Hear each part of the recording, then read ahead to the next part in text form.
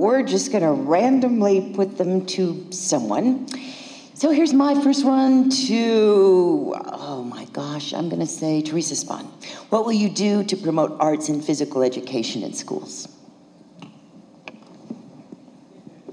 Thank you. I think obviously arts and physical education are very important, and I know there are some schools, throughout the district where the parents work really hard to fundraise and to bring that into the schools. And there are other parts where the children really don't have access to all of that, and that's critically important. I think the mayor's role is to really find a place where there's a void or where we can do great work and work shoulder to shoulder or stand side by side with DPS, and that's exactly one of the areas.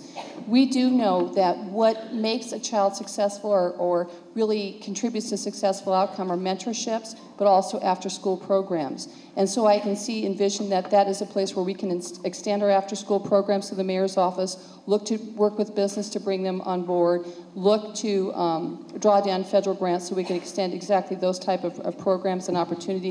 We can do that through our rec centers in those communities, and that is a critically important place where the mayor can play a significant role. Thank you.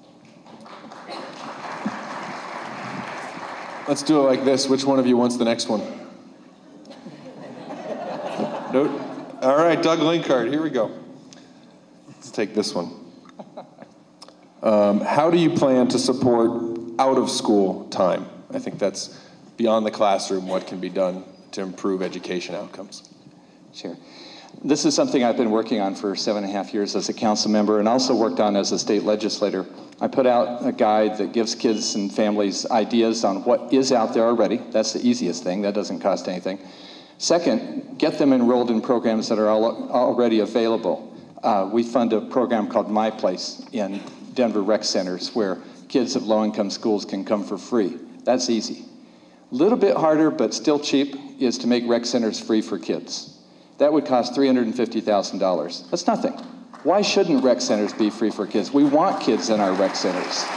We have provided free rec centers and pools for kids the last couple of summers, and crime went down in the surrounding neighborhoods. That saves money. So it's certainly worth the investment. It probably costs us as much to collect the quarters as it does to make it free. Opening our libraries full-time, it's embarrassing to me that our libraries are down to 32 hours a week. We need to have those open because if kids want to study after school, they find that the libraries are only open 32 hours a week, 4 days, and they can't even get into a library to study after school. We've worked comprehensively through something called the Denver Youth Agenda, which I initiated with the Mayor's Office of Education and Children, to put together a comprehensive plan for what kids need. Education, health, and safety are the 3 arenas. And it goes from birth through 18. How can we provide more educational opportunities, more recreational opportunities, better health, more safety programs? We've funded the gang prevention activities at the Denver Crime Prevention and Control Commission to keep kids out of gangs, funded the PACE program to help kids who are misbehaving in school get back on track. There are so many things that we can do for kids outside of school time, which is where they spend most of their time. After school programs are certainly critical, but summer is critical as well. I formed a summer jobs program called Bridges to Work that not just keeps them busy during the summer, but helps them get a career. So we need to be the biggest supporter of Denver Public Schools, and I'll do so as mayor. Thank you. This question from the audience is specifically to Chris Romer. How do you define great principals and teachers? It's not for me to define. It's for them to define in the building. That's the whole point of Senate Bill 191, which is there's now a committee establishing that. We capped in that bill the ability to have academic growth be no more than 50% of that assessment for teachers. So they're now working on the other 50%. We also, and that was the key issue that I spoke about in getting that out of the Education Committee, we elongated the time so there's enough time for the community to come together. Because the one thing I learned in working in the New America School when I was the superintendent is you really need that group to come together. And that team, I know this from my own coaching experience, they have to come up with that theory together. But I know when I talk to teachers and they go into the faculty lounge, they know who needs help. And they know often that teacher isn't getting help. So when I talk about a great principal, it's the type of principal that's at Beach Court. It's the type of principals that I see at KIPP. It's the type of principals like John Youngquist from East High. You know what? You know it when they see them. You walk in the building and they hum. When I had the right principals, when I was the superintendent of New America Schools, those places were on fire. When I had a bad principal, I had to spend all my time putting out the fires. And that's just, you know it when you see it. I want to give a shout out, though, to Smart Schools and all the other people that are working very hard to create training programs.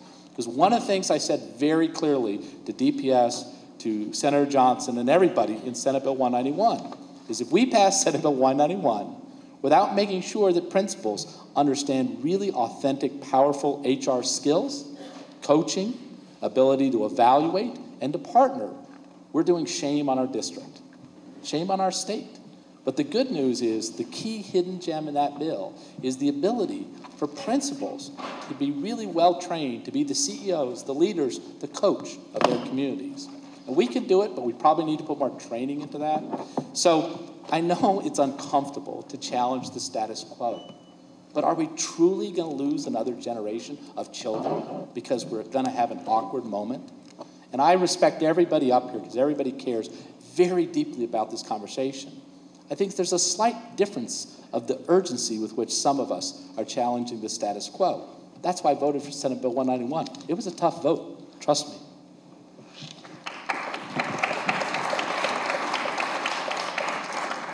It's a question for Carol Boigon.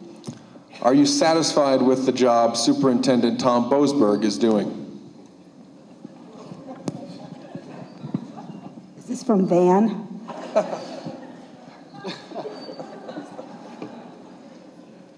I could be coy and say this is a personnel matter, but I'm going to say something a little bit different, because I believe Tom is very sincere in what he's doing and carrying the baton for Michael, and is going down the path as he understands it for the schools.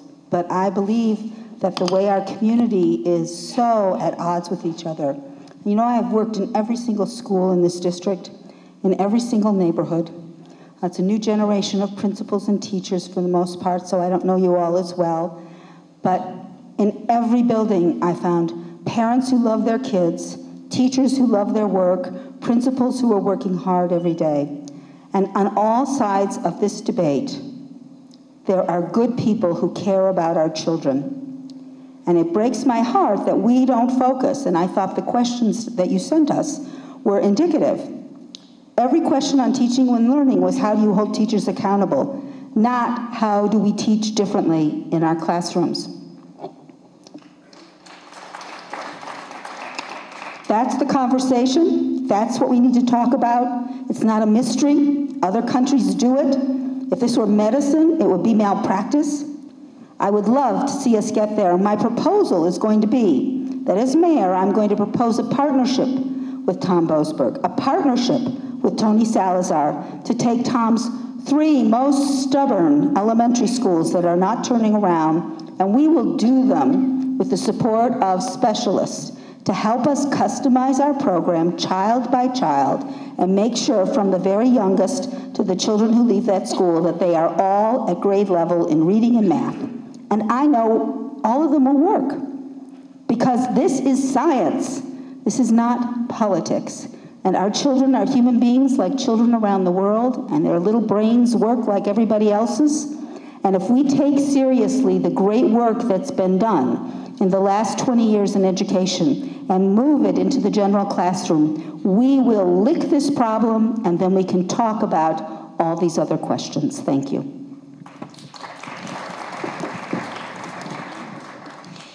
To James Mejia, a little bit more specific on this one. What are your ideas on improving both West High School and North High School, given their poor performance at this time?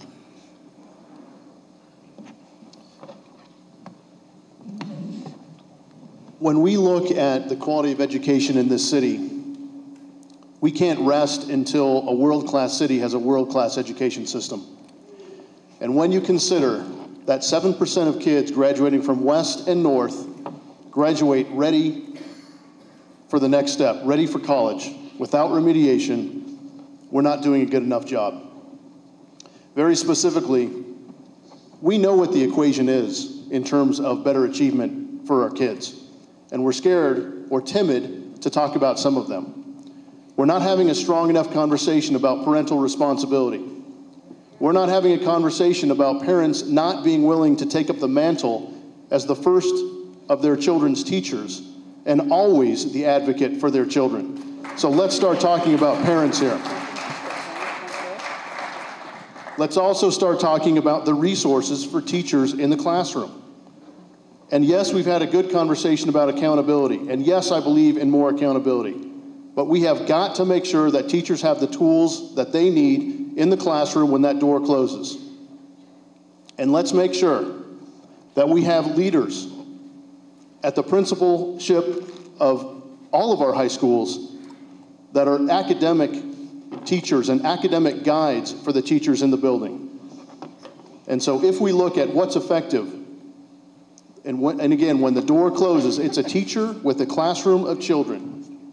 And when that door closes, we need to be confident that that teacher has the tools, but also the training and the guidance to do a good job. That principal should be the guide, and that principal should be working one-on-one with teachers when they need help.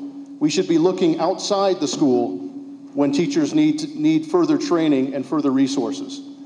And so the formula is not a mystery. We need to start applying that formula, and we need to be willing to start having some of those difficult conversations. To Michael Hancock. You were one of 2 candidates to support mayoral takeover of DPS. Should DPS, quote, move in the wrong direction? Correction.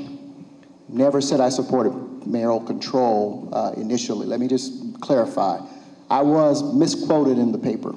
The mayoral control issue, or the option of mayoral control, is part of the tool chest of any state. And when a city such as Chicago, D.C., New York, Philadelphia, Concord, Connecticut, looks up and finds chaos and dysfunction to where the kids are being irreparably harmed, the mayor justifiably ought to move to protect the children and the children first. And that's where mayoral control comes from. When I was asked that question, I made it very clear that I researched mayoral control and what elements were in place when those mayors had to act. I should also tell you, I sat down in a 45-minute conversation with Mayor Daley in Chicago. And I'm telling you, he was one of the more courageous people I've ever met. He saw a situation where kids were being irreparably harmed by a school system that wasn't working for them anymore. And so he moved to take them over, to seize control. And I watched what happened in Washington, D.C. as well. It is in the tool chest. It's available to mayors, but only as a last resort when the situation has absolutely gone out of control. Denver is not at that stage. I believe Denver is going in the right direction. The right decisions are being made. We're making the right moves with regards to bringing a diversity of quality programs to our children in every neighborhood. We need to push that. And as mayor, my first instinct is to work to be as collaborative, as a partner as possible with Denver Public Schools. And when you look at my plan, you find that I am putting in place the elements that allow us to position the city to not just be a city where things go wrong, but saying, here we are, ready to partner from day one. Let's figure out how we align resources, how we as a city can be the best asset you possibly need, Tom Boasberg and the Board of Education. And let me say this while I can. I firmly believe that the most important decision we're going to make is in November, when we elect new members to the Board of Education. And we better show up and make sure we've got progressive people who are going to stand for children first in the city of Denver. First, no hidden agenda, stand for children first and stand for the Denver promise. Thank you. To address the food desert that exists in downtown Denver. And so I'm looking forward with partnering with Denver Public Schools on their next bond issue to build a school in downtown Denver.